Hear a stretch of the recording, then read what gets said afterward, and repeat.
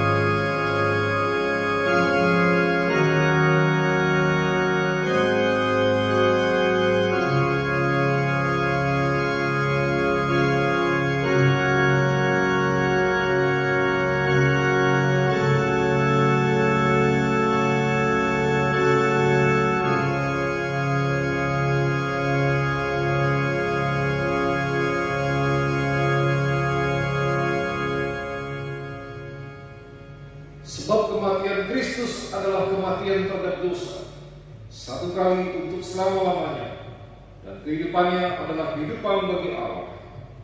Demikianlah hendaknya kamu memandangnya, bahwa kamu telah mati terhadap dosa, tetapi kamu hidup bagi Allah dalam Kristus Yesus. Ibadah kita pada pagi hari ini dimulai dalam nama Allah Bapa, Allah Anak, Tuhan kita Yesus Kristus, dan Allah Roh Kudus, ketiganya yang esa. Amin. Dengan tetap berdiri, mari kita bersama-sama menaikkan pujian dari nyanyian KPPK nomor 212, Hidup Bagimu. Thank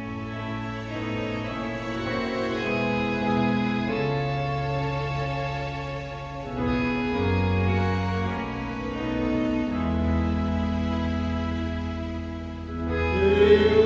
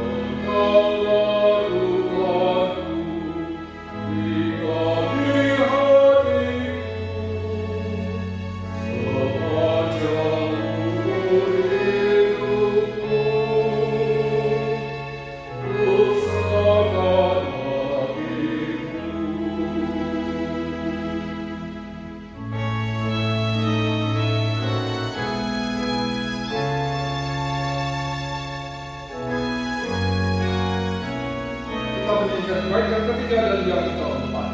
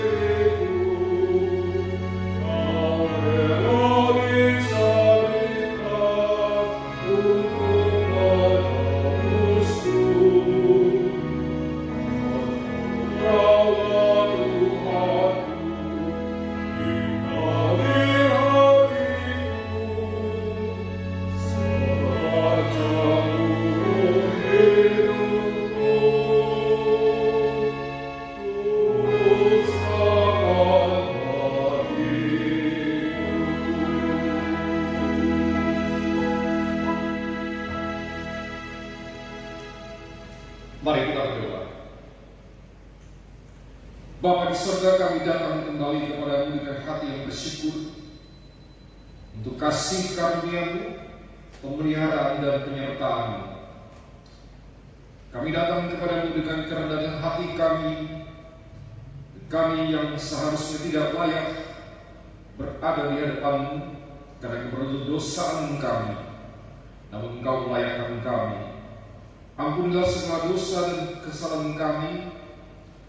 Biarlah pada pagi hari ini ujian dan penyembahan kami yang kami naikkan ini boleh berkenan kepadamu. Biarlah ibadah kami pada pagi hari ini boleh berkenan kepadamu. Bimbinglah ibadah kami pada pagi hari ini dari awal hingga selesai. Kami menyerahkan ke dalam tangan kuasa. Di dalam nama Tuhan Yesus Kristus, penebus dan juru selamat kami yang hidup, kami sudah berdoa. Amin. Jemaat dipersilakan duduk kembali. Sebuah lagu pujian yang berjudul Since I Have Been Redeemed, Ku Telah Ditebusnya, ditulis oleh Edwin Othello Excel, asal Ohio, Amerika Serikat. Pujian yang ditulisnya pertama kali dipublikasikan pada tahun 1884. Pujian ini menyatakan pujian kepada Tuhan sejak Tuhan memberikan penebusan. Segala rasa takut telah dilenyapkan. Tuhan telah menyediakan tempat bagi dia, dan ia senantiasa sama dengan Tuhan dan memuliakannya. Pujian ini di zaman ini juga menjadi pernyataan bagi kita yang telah menerima penebusan daripada Tuhan Yesus Kristus. Kita yang telah menerima anugerahnya untuk berada bersama-sama dengan Tuhan, Mari kita menaikkan pujian ini, nyanyian KPPK nomor 208, Ku Telah Ditebusnya.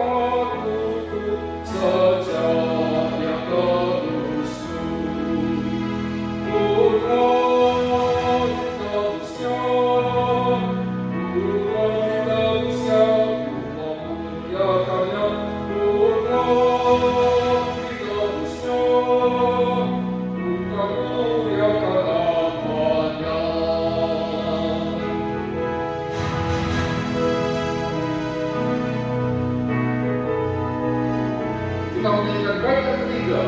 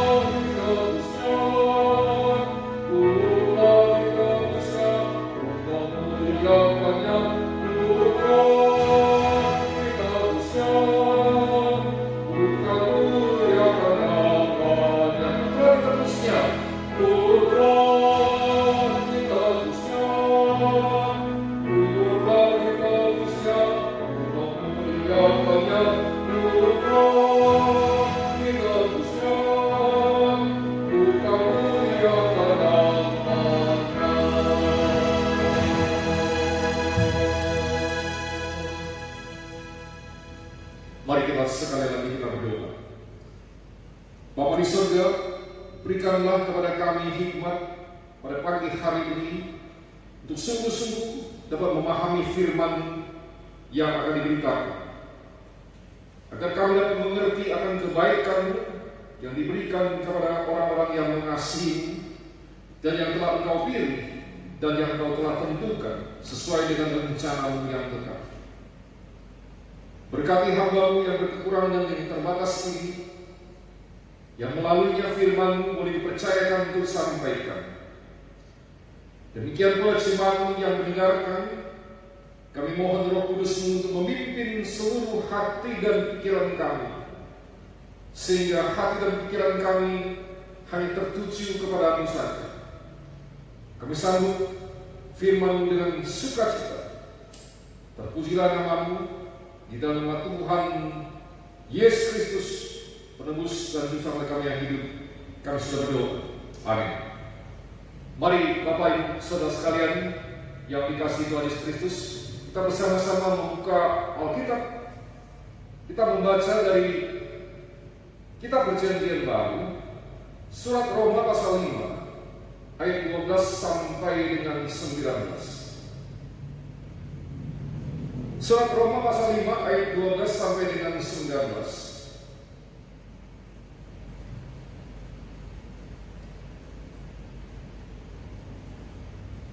Surat Roma pasal 5 ayat 12 sampai dengan 19. Apabila kita sudah menemukannya, mari kita membaca bersama. Sebab itu sama seperti dosa telah masuk ke dalam dunia oleh satu orang, dan oleh dosa itu juga maut. Demikianlah maut itu telah menjalar kepada semua orang, karena semua orang telah berbuat dosa. Sebab sebelum hukum Taurat ada, telah ada dosa di dunia, tapi dosa itu tidak diperhitungkan kalau tidak ada hukum Taurat.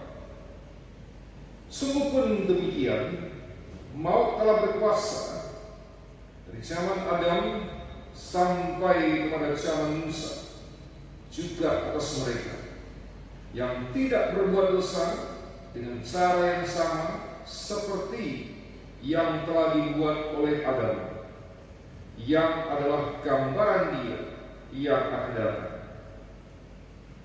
Tetapi karunia Allah tidaklah sama dengan pelanggaran Adam, sebab jika karena pelanggaran satu orang semua orang telah jatuh di dalam kuasa maut, jauh lebih besar lagi kasih karunia Allah dan karunia-Nya yang dilimpahkannya atas semua orang karena satu orang, yaitu Yesus Kristus.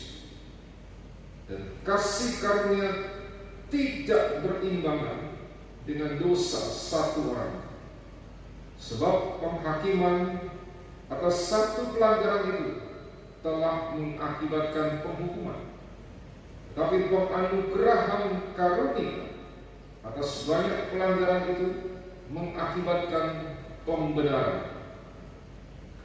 Sebab jika oleh dosa satu orang maut telah berkuasa oleh satu orang itu, maka lebih benar lagi mereka yang telah menerima kelimpahan kasih karunia dan anugerah kebenaran akan hidup dan berkuasa oleh karena satu orang itu, yaitu Yesus Kristus.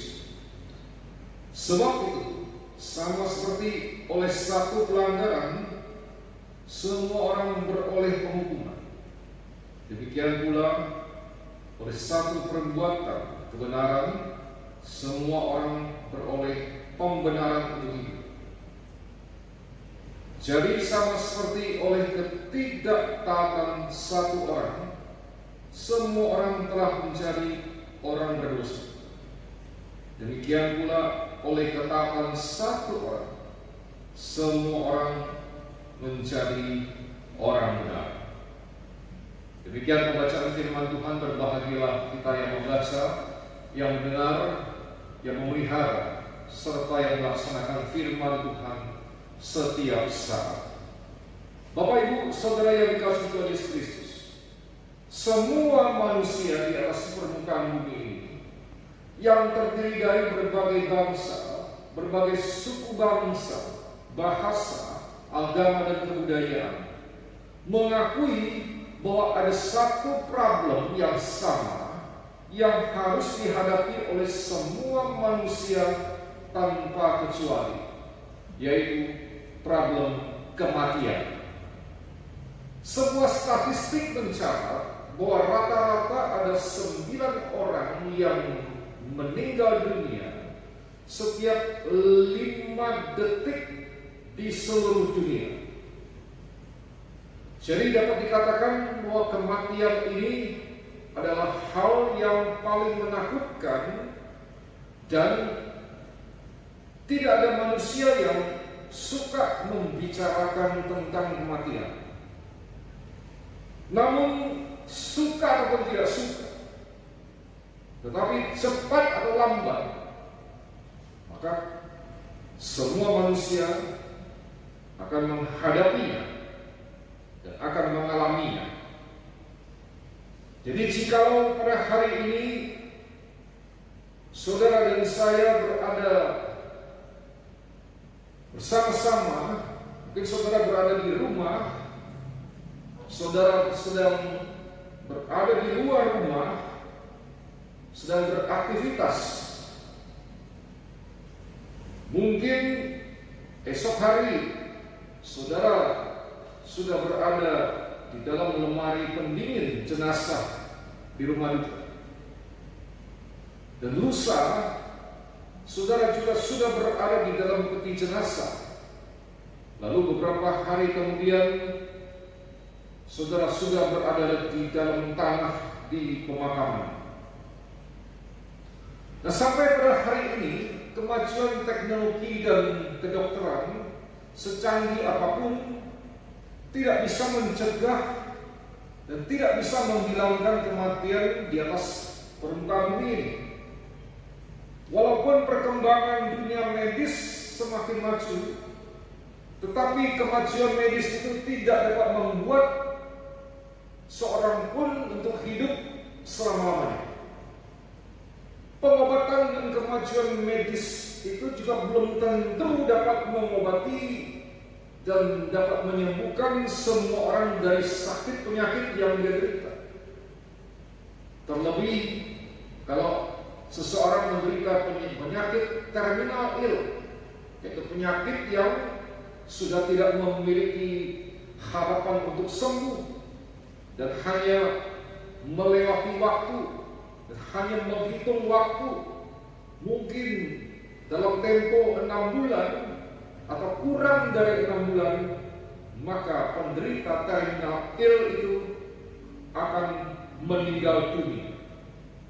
Jadi dengan kata lain, pengobatan dan kemajuan medis yang diberikan kepada manusia itu mungkin hanya sedikit memberi kemudahan kepada manusia untuk melewati sakitnya dengan lebih nyaman. Mungkin dokter akan menggunakan obat penahan sakit atau obat penenang. Seringkali dokter juga hanya memberikan terapi-terapi yang ringan, mungkin hanya berupa pemberian vitamin agar kondisi seseorang yang menderita penyakit terminal ill ini kondisinya tidak semakin menurun. Namun pada akhirnya manusia harus mengalami kematian.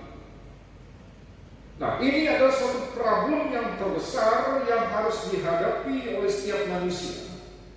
Dari zaman ke zaman, baik dia itu laki-laki maupun perempuan, baik dia itu kecil maupun besar, baik dia itu tua maupun muda, baik dia itu kaya atau miskin, baik itu dia terpandang ataupun tidak terpandang, baik dia itu berkuasa ataupun tidak berkuasa. Nah, pada hari ini saya ingin mengajak saudara sekalian untuk melihat bahwa kenyataan masalah atau problem utama ini yang dihadapi oleh manusia. Bagaimana kita harus menghadapinya dan apa yang menjadi penyebab kematian ini. Hal yang pertama, Alkitab memberitahukan kepada kita bahwa yang menjadi penyebab manusia harus mengalami kematian itu adalah dosa. Alkitab mengatakan bahwa dosa telah masuk ke dalam dunia, seperti di dalam surat Roma yang tadi kita baca. Dosa telah masuk ke dalam dunia melalui siapa? Melalui manusia yang pertama, yaitu Adam. Dosa yang telah masuk ke dalam dunia melalui Adam ini tidak berhenti sampai kepada Adam, tetapi dosa yang masuk ke dalam dunia melalui Adam ini menjalar kepada semua orang, seperti penyakit menular yang menjalar, yang menular kepada semua orang tanpa kecuali, kecil, besar, muda, tua, kaya, miskin, terpandang ataupun tidak terpandang, berkuasa atau tidak berkuasa. Kita mau melihat apa sebenarnya yang dilakukan oleh Adam sehingga akibatnya begitu dahsyat, begitu fatal, jauh semua orang tanpa kecuali. Kalau kita melihat di dalam kitab Kejadian, maka di sana mungkin kita hanya akan menemukan, oh, Adam itu hanya melakukan sesuatu yang hal yang kecil. Mungkin hanya kita berpikir, oh, itu hanya persoalan tentang makanan, Adam hanya bersalah di dalam hal memakan sesuatu yang tidak boleh dimakan. Tetapi mengapa itu menjadi suatu kefatalan bagi Adam dan bagi seluruh manusia tanpa kecuali? Nah, di sini kita mau melihat betapa dahsyatnya hal yang dilakukan oleh Adam.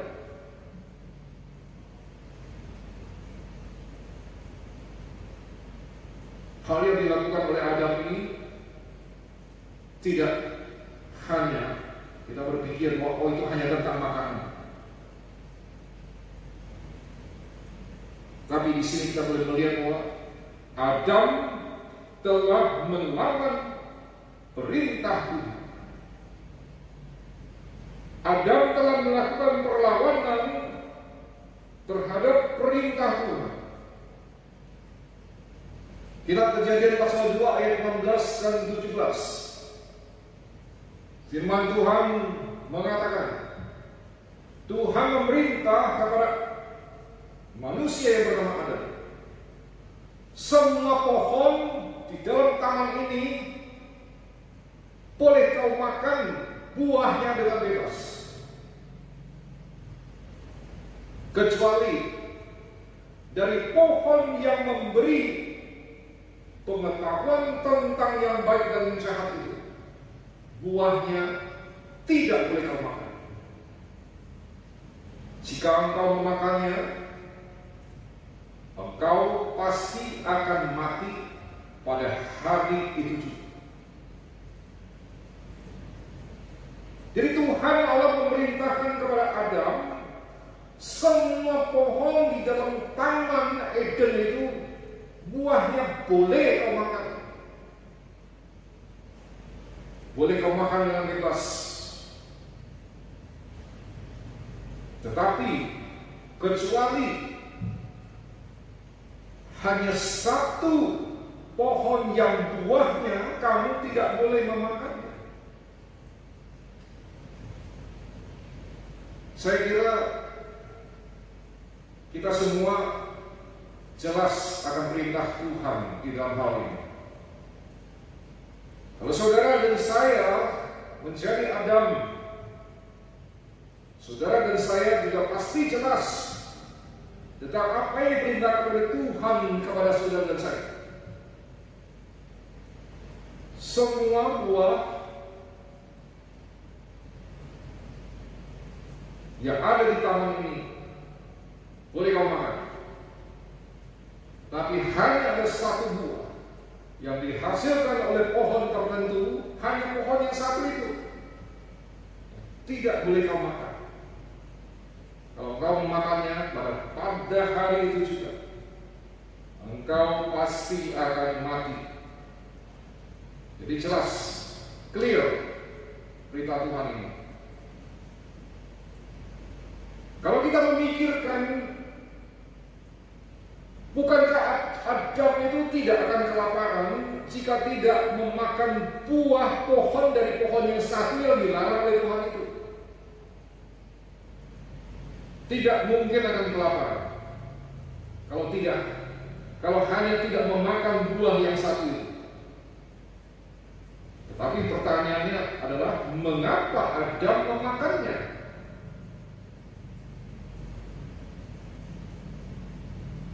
Nah, kita melihat di sini, apa yang menyebabkan Adam memakannya itu adalah karena Adam melakukan perlawanan terhadap Tuhan.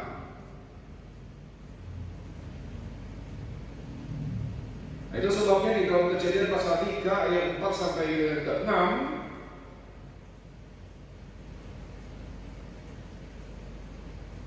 ular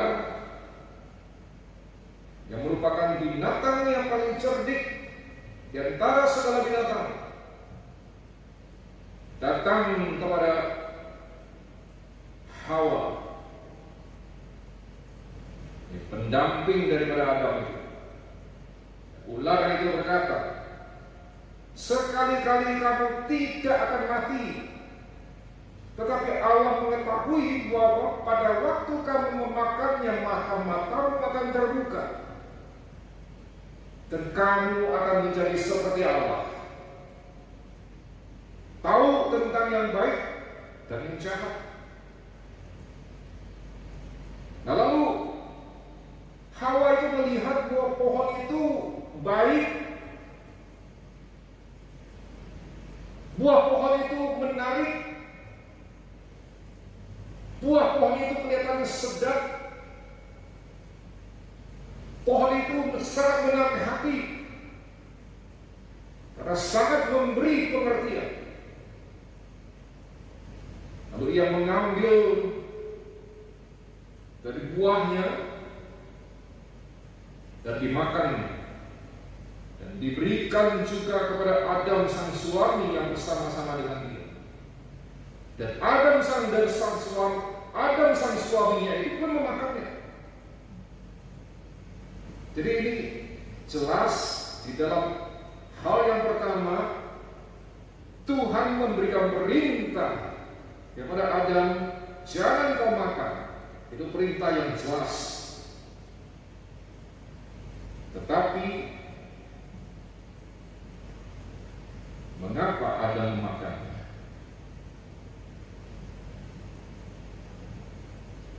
Iblis yang melalui ular mengatakan bahwa oh tidak, engkau sama sekali tidak akan mati. Tetapi Allah itu mengetahui kalau ketika saat engkau memakannya maka engkau akan seperti Allah, tahu segala sesuatu, tahu tentang yang baik, tahu tentang yang jahat. Kita melihat di sini bagaimana iblis dengan liciknya memelintir perintah Tuhan, perkataan Tuhan. Bagaimana iblis berkata, oh sesungguhnya bukan demikian, sekali-kali kamu tidak akan mati. Allah melarangmu untuk memakannya karena Allah takut engkau akan seperti Allah. Nah, di sini kita melihat ada kata yang mengatakan engkau akan seperti Allah. Siapa yang tidak ingin seperti Allah? Yang memiliki pengetahuan, yang memiliki segala sesuatu, yang memiliki kuasa. Hal inilah yang membuat Adam menjadi tertarik. Hal inilah yang membuat Adam melakukan perlawanan terhadap perintah Tuhan. Di sini ada unsur kebanggaan dan kesombongan diri daripada Adam. Sehingga kebanggaan dan kesombongan daripada Adam ini membawa Adam untuk menjadi seteru daripada Allah, melakukan perlawanan terhadap Allah.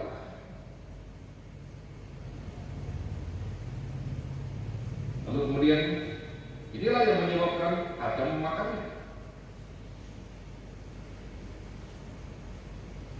Nah, Bapak Ibu saudara yang dikasihi Tuhan Yesus Kristus, kenyataannya setelah Adam memakan apa yang dilarang oleh Tuhan itu, apakah Adam sama seperti dengan Tuhan? Ternyata tidak. Adam dan Hawa malah mengetahui bahwa mereka itu telah telanjang. Adam dan Hawa baru menyadari bahwa mereka itu sudah jatuh dari kemuliaan Allah.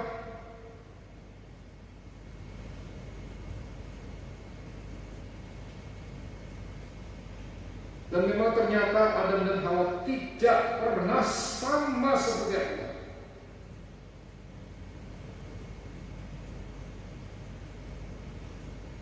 Dan kenyataannya mereka tidak melakukan yang baik bagi Allah.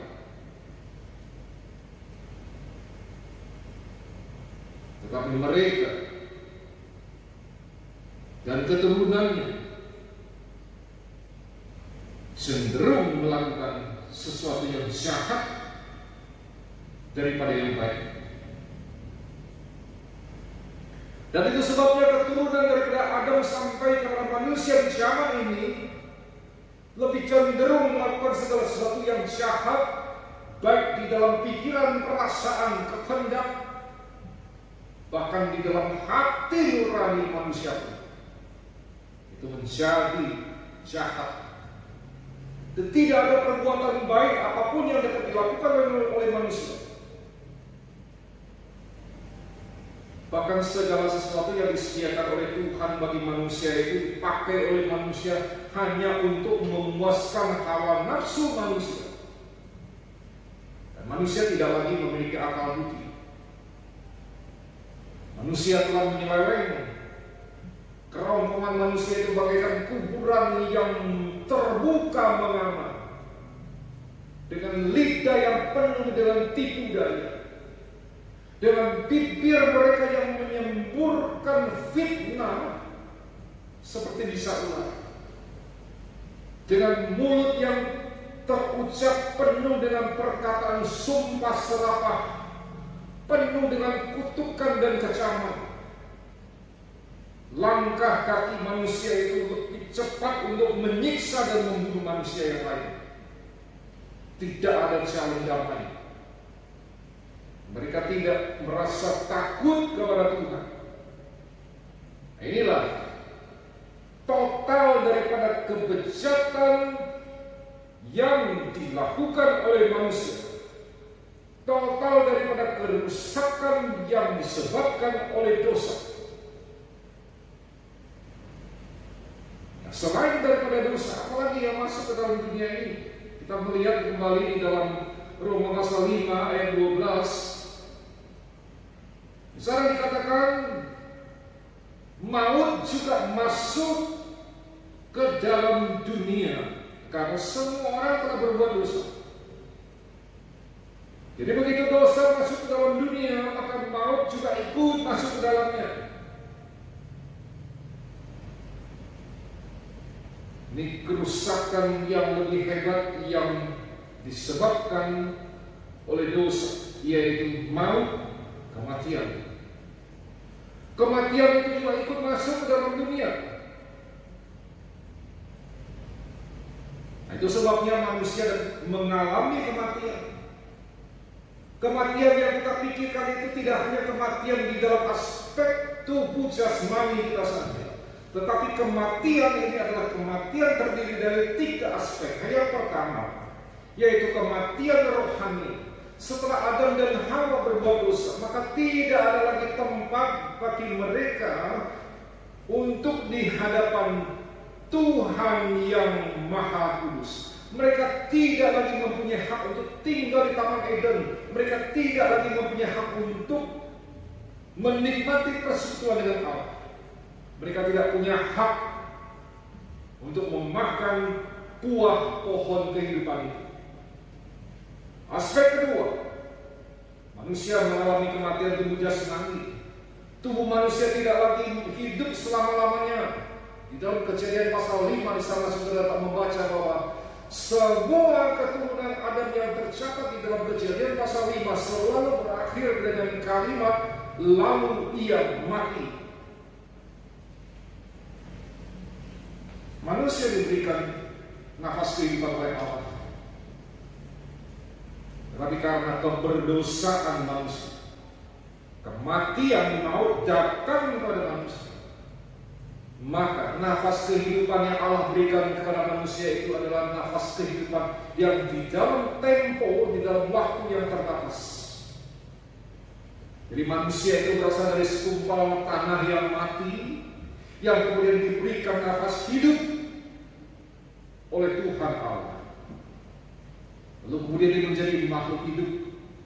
Lalu sekarang kemudian Tuhan akan mengambil kembali nafas kehidupan yang telah diberikan oleh Tuhan itu kepada yang telah diberikan kepada manusia itu. Ketika waktu Tuhan sudah tiba, Tuhan akan mengambilnya kembali. Lalu kemudian manusia itu akan kembali menjadi segumpal tanah yang mati. Itu sebabnya maka tubuh manusia ini akan melalui proses penuaan, maka tubuh manusia ini akan melalui proses penurunan fungsi organ tubuh manusia dan sehingga pada akhirnya mengalami kematian. Lalu kemudian aspek yang ketiga, manusia akan mengalami kematian yang kekal. Setelah manusia mati tubuh jasmaninya, maka manusia harus menghadapi penghukuman, manusia harus menghadapi penghakiman daripada Tuhan. Kita melihat betapa dahsyatnya dosa ini menggerakkan suatu kekuatan yang menghasilkan kematian, yang kemudian menghancurkan seluruh kehidupan dan eksistensi manusia. Kalau sampai saat ini saudara masih melakukan dosa, atau masih menyimpan dosa, masih meremehkan akibat daripada dosa itu, firman Tuhan pada hari ini berkata keras kepada kita, jangan keraskan hatimu, segera tinggalkan dosamu dan datang kepada Tuhan, bereskan dengan Tuhan, agar engkau dan hidupmu tidak akan hancur. Hal yang kedua, setelah manusia melakukan dosa, maka manusia tidak tahan untuk tidak melakukan dosa. Nah, hal keberdosaan yang dilakukan oleh manusia bukan hanya berakibat buruk terhadap diri manusia itu sendiri, dirinya sendiri, tapi juga dapat merugikan orang lain. Maka dari itu diperlukan hukum untuk menahan liarnya dosa manusia. Jadi kita dapat melihat bahwa di mana ada manusia berada, maka di situ pula ada hukum yang berlaku untuk mengatur manusia. Maka Tuhan itu adalah yang mula-mula menciptakan, memberikan hukum yang disebut dengan hukum Taurat kepada manusia. Apa gunanya hukum Taurat ini? Hukum Taurat diberikan kepada manusia memiliki 3 tujuan. Yang pertama, hukum Taurat itu diberikan kepada manusia untuk menyatakan kepada manusia bahwa semua hal yang dilakukan oleh manusia yang melanggar perintah Tuhan itu adalah dosa. Jadi hukum Taurat itu bagaikan cermin yang menyatakan kerusakan dan kebejatan total manusia yang dilakukan oleh manusia di dalam perbuatan dosanya. Demikian juga hukum Taurat itu seperti sebilah pisau bedah yang dipakai untuk membongkar, untuk membuka sampai kepada kedalaman hati manusia yang terdalam, sehingga manusia boleh dapat melihat dan menyadari bahwa semua yang dilakukan olehnya itu adalah dosa. Tujuan yang kedua, hukum Taurat diberikan kepada manusia dengan tujuan apa? Dengan tujuan untuk agar supaya manusia tahu bahwa manusia tidak dapat melakukan semua, tidak dapat menaati seluruh perintah Tuhan. Surat Yakobus pasal 2 ayat 10 sampai dengan 11 di sana dikatakan, sebab barang siapa menuruti seluruh hukum itu tetapi mengabaikan satu bagian daripadanya, ia bersalah terhadap seluruhnya. Sebab ia yang mengatakan jangan berzina, ia juga yang mengatakan jangan membunuh. Jadi jika kamu tidak berzina tapi membunuh, maka kamu menjadi pelanggar hukum juga. Kita tidak berzina, kita tidak membunuh, kita tidak mencuri, tetapi kita melihat tetangga kita. Kita ingin seperti mereka. Kita ingin punya seperti apa yang mereka punyai. Mungkin tetangga kita memiliki tas yang mahal, tetangga kita memiliki berlian, tetangga kita memiliki mobil mewah, tetapi kita belum punya. Jika kita melihat itu, maka hukum Tuhan berkata, engkau sudah berbuat dosa. Karena hukum Tuhan mengatakan, jangan mengingini milik sesamamu apapun itu. Jadi kita melihat di sini kuasa dosa begitu kuat, begitu dahsyat, menggiring, membelenggu manusia sedemikian rupa sehingga manusia tidak bisa lolos daripada cengkraman itu. Manusia tidak bisa berhenti berbuat dosa. Manusia terus-menerus berbuat dosa. Kuasa dosa itu menimbulkan hasrat kepada manusia secara terus-menerus, sehingga pada akhirnya manusia itu menjadi budak dosa dengan segala hawa nafsu yang telah menguasai diri manusia.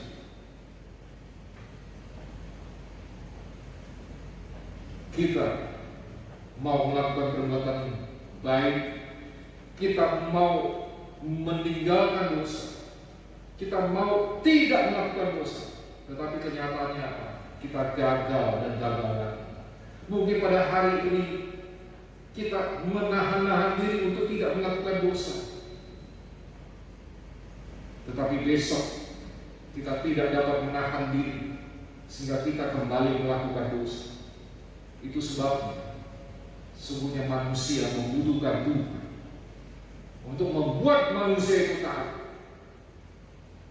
Kita membutuhkan Tuhan untuk menyembuhkan luka-luka dosa yang sudah membusuk itu. Kita membutuhkan Tuhan untuk menjadikan diri kita sebagai manusia yang baru, yang tidak bercacat, yang tidak bercela di hadapan Tuhan. Tujuan yang ketiga, maka hukum Taurat itu diberikan kepada manusia. Hukum Taurat diberikan kepada manusia adalah bertujuan untuk menyadarkan manusia bahwa betapa pentingnya manusia memerlukan seorang juru selamat untuk menyelamatkan manusia. Jelas dan clear bahwa manusia yang berdosa tidak dapat dibenarkan melalui hukum Taurat.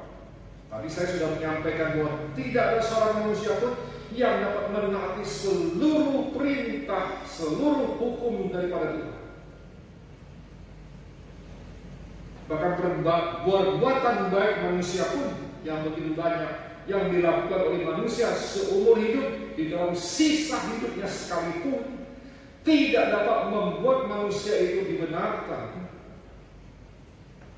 dan tidak dapat membuat dosa manusia itu terhapuskan.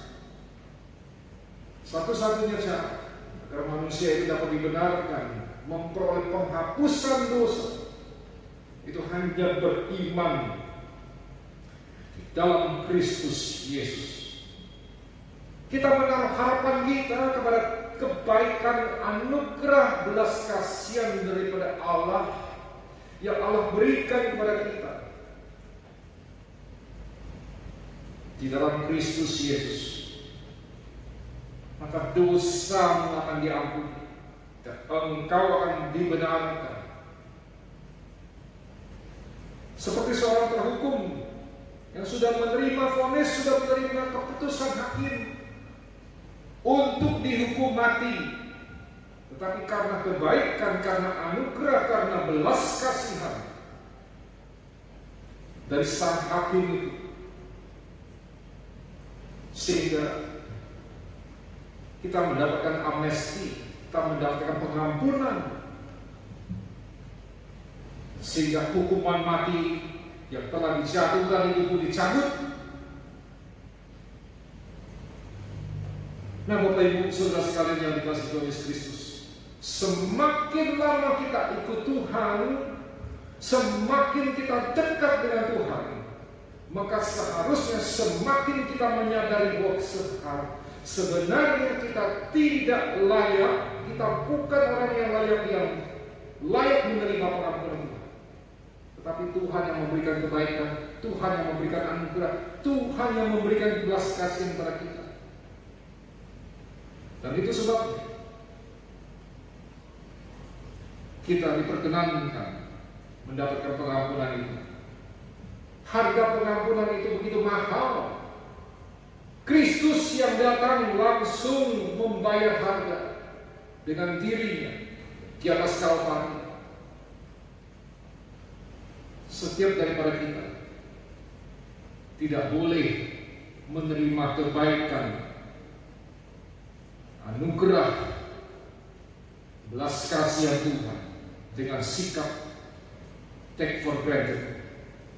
Kita jangan menganggap bahwa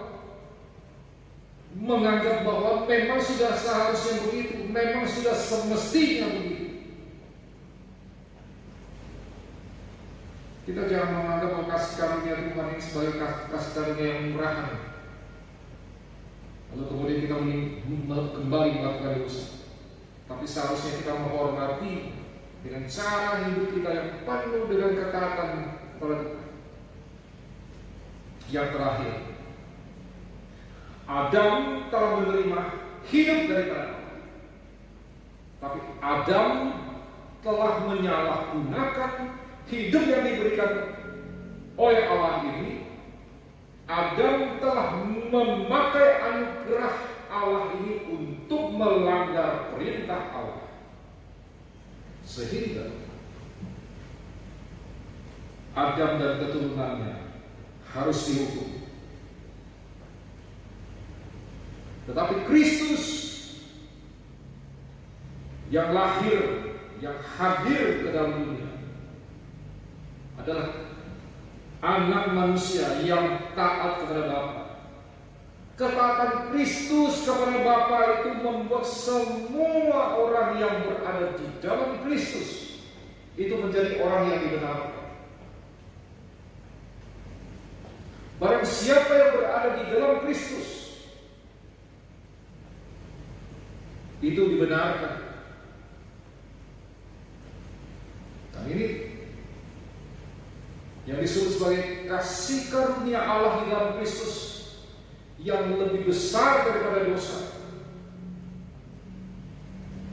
yang melimpah, yang melepaskan semua orang yang berada di dalam Kristus dari penghukuman dan kematian.